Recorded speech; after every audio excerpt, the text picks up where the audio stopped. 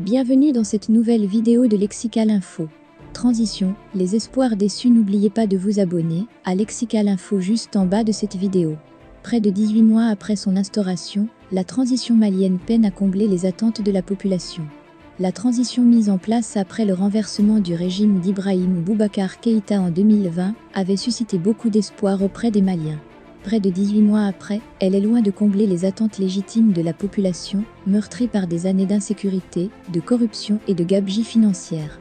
À part une certaine amélioration de la situation sécuritaire, qui serait due à la montée en puissance des forces de défense et de sécurité.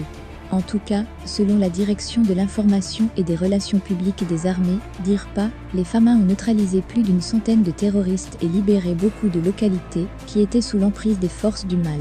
Les autres problèmes pour lesquels les Maliens sont descendus dans la rue n'ont jusqu'ici pas connu un début de solution.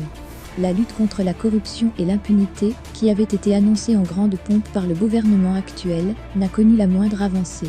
L'ancien Premier ministre Soumelou Boubèye Maïga et la ministre Boiré Fili Sissoko, incarcérés depuis le mois d'août, n'ont jusqu'ici pas été jugés.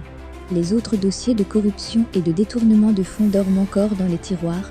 Pendant ce temps, le gouvernement de rupture, qui avait prôné une gouvernance par l'exemple, s'est encrassé dans l'attribution frauduleuse des logements sociaux. Ce qui a suscité un véritable tollé auprès de l'opinion publique, notamment sur les réseaux et dans les médias. Un scandale qui a poussé le président de la transition, le colonel Assimi Goïta, à contraindre le gouvernement à l'annulation de la liste. L'ancienne commission a été dissoute et une nouvelle a été mise en place. Les réformes politiques et institutionnelles, notamment la révision constitutionnelle, la révision de la loi électorale, la charte des partis politiques et bien d'autres, attendent toujours.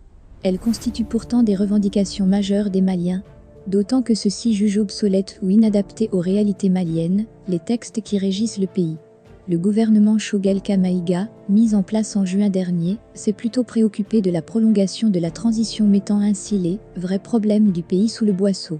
Conséquence, l'organisation des élections est remise au calende grec. Un grand désarroi. Autre élément, la transition manque d'inclusivité. Une bonne partie des forces vives du pays est exclue de la gestion par des forces centrifuges, ramant ainsi à contre-courant de la volonté du président de la transition qui n'a cessé de prôner l'inclusivité. Ce qui fait que plusieurs forces politiques rejettent les décisions des autorités de la transition. La transition, 18 mois après sa mise en place, patine. Le bilan est véritablement en deçà des attentes, plongeant le peuple malien dans un grand désarroi. Les sanctions infligées au Mali par la CEDEAO et l'UEMOA ne sauraient pas tout expliquer. Les vraies causes sont ailleurs. Merci pour votre aimable attention et n'oubliez pas d'activer la cloche de notification pour recevoir les prochaines informations.